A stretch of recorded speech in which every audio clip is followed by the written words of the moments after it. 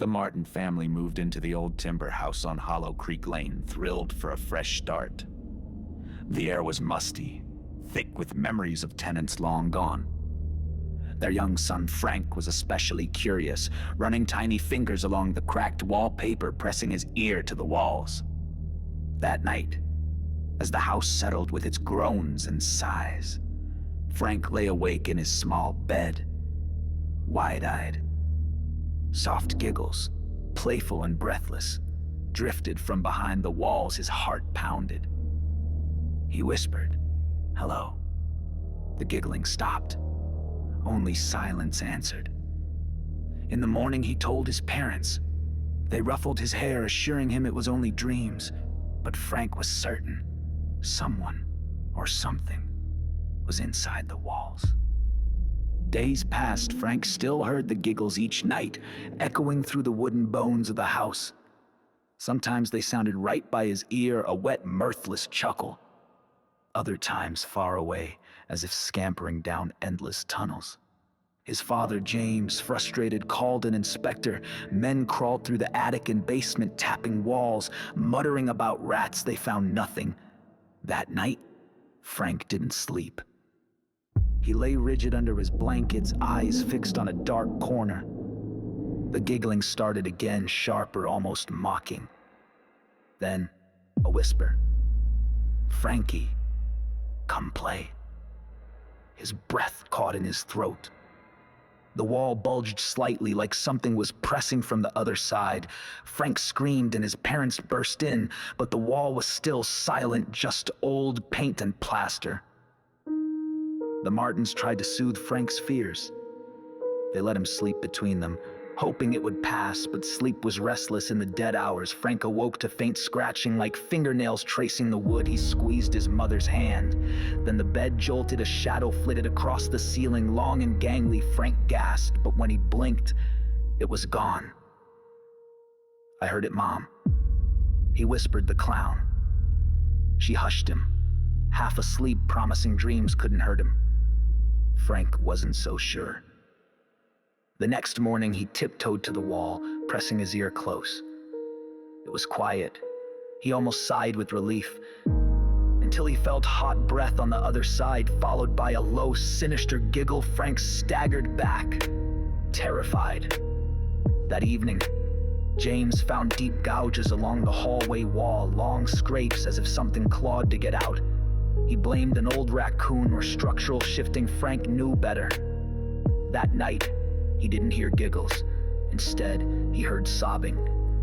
A desperate, choking wail that turned into gurgling cries. Then, something heavier, wet splashes like meat hitting the floor. Frank clutched his pillow, tears welling. A low voice crawled through the cracks. "Do you want to see, Frankie?" He shook his head violently. But the voice tittered. "It's so beautiful in here. So red." His small hands trembled from the darkness under his bed. A cold hand wrapped around his ankle. Frank screamed, thrashing. But when his parents ran in, there was nothing there. Only silence. Determined to calm Frank's fears, James and his wife Laura decided to spend a peaceful night in the living room. Watching old movies, Frank curled up between them, eyes darting to the walls. The night dragged on. Just as the credits rolled, a thick iron scent filled the air. Laura gagged, "What's that smell?" Then a shriek sliced through the house. They all froze. Upstairs, a sickening thump. James grabbed a flashlight, creeping up. The beam swept across, splattered streaks on the floorboards. Dark, slick blood. Frank whimpered from down the hall. A head rolled out of a bedroom doorway. The old inspector's wide, glassy eyes staring up. His jaw hung slack, torn nearly off. Frank's screams joined Laura's as something giggled behind the walls. Walls bulged grotesquely, fingers pushed through the wallpaper, clawing, nails cracking. A voice, giddy and shrill, burst out laughing. Then the wall tore open. A clown emerged, its painted face slick with gore, eyes black pits that shone with manic delight, teeth jagged, wet, clacking as it grinned. "Peekaboo!" It squealed. James swung the flashlight, but the clown seized his wrist. Bones crunched. James howled as the clown bit deep into his shoulder, ripping flesh with an animal snarl. Laura dragged Frank, slipping in blood, but the clown was already there, popping out of another wall, giggling, "Don't leave!" The fun just started. It lungs Laura's screams cut off with a sickening rip. Frank stumbled backward, eyes wide with terror. The clown's laughter echo. As Frank ran, feet splashing through pools of red. Every wall pulsed, whispering his name, arms stretched from cracks, grasping at him, nails digging shallow grooves into his skin. He stumbled into his bedroom, slammed the door, and pressed his back to it, panting silence. His heart thudded painfully, then he felt breath on his neck. Slowly, trembling, he turned. The clown's face was inches away, painted grin, twitching boo. It hissed. Frank screamed, but the clown clamped a cold hand over his mouth, muffling him. Shh, don't spoil it. I've saved the best for last. Its other hand held something wet. Frank looked down, his mother's severed hand, his knees buckled, darkness rushing up as the clown cackled. Frank's eyes snapped open. He sat bolt upright in bed, drenched in sweat, sheets tangled around him. Morning sunlight streamed through the window. The house was silent, no blood, no bodies, no clown, just his room. His heart raced, tears spilling. It was all a nightmare. Relief flooded him, weak and shaking. Downstairs, he found his parents in the kitchen, alive, cheerful. They fussed over breakfast, smiling, laughing. Frank collapsed into his mother's arms, sobbing. She stroked his hair, whispering it was all just a bad dream. James ruffled his hair, promising tonight would be better. Frank tried to believe it. Tried. That night, Frank lay between his parents again. Their steady breathing, comforting hours passed. The house was quiet. Then, faintly, a giggle. Frank froze. His breath caught the wall behind the bed, flexed, bulged outward, splinters rained down. James sat up, confusion on his face. Then claws burst through the wall, raking across his chest, pulling him screaming into the darkness.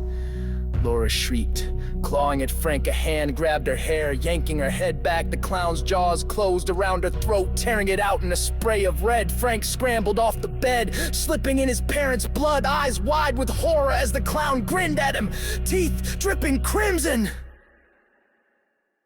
Frank tried to run, but hands shot out from every wall, dragging him down. The clown loomed over him, eyes gleaming. Dreams come true. Frankie boy, it giggled, pressing a finger to its lips. It leaned in close, breath rancid, time to paint the walls again. With a vicious rip, it tore into Frank's belly, spilling hot intestines onto the floor. His screams gurgled, drowned by laughter. Blood sprayed high, soaking the walls in grotesque splashes. The clown danced in the gore, humming a twisted tune as silence finally fell. It crawled back into the walls, giggling, leaving behind only ruin, no survivors. Just the house and the clown, waiting for the next family to come home.